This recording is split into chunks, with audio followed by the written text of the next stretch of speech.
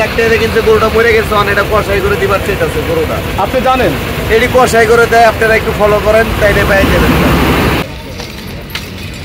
দর্শক আসলে আমরা আসলে গরুটির পিছে পিছে আছি, দেখা যাক আসলে সর্বশেষ কি হয়। লস হয়েছে এবং এখানে যারা রয়েছেন তারাও বলতেছেন যে এই গরুটি কিন্তু মাংসের দামে কষায়ের দামে দাম রয়েছে 5 লাখ টাকা। তো আপনারা বুঝতে পারতেছেন একজন প্রান্তিক খামারি কতটা স্বপ্ন নিয়ে গাবতলী এসেছিলেন এবং উনি কিন্তু আসলে গরুটি মারা যাওয়ার পরে কান্না করতে করতে কিন্তু উনি এই হাট থেকে চলে গিয়েছেন। এবং এই গরুটি মূলত অসুস্থ ছিল, স্ট্রোকের কারণে যতটুকু আমরা জানতে পেরেছি যে গরুটি মারা গিয়েছে। আপনারা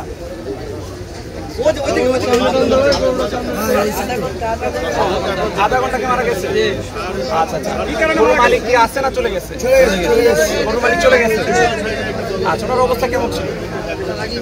ওনার অবস্থা কি কানতে কানতে জর্জরিত হয়ে গেছে, বুঝছেন না? একটা ছেলে মরে গেলে যেরকম লাগে, একটা গরু মারা গেলে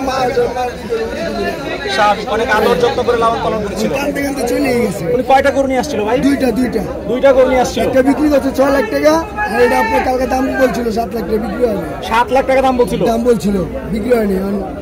কি করবো ভাই,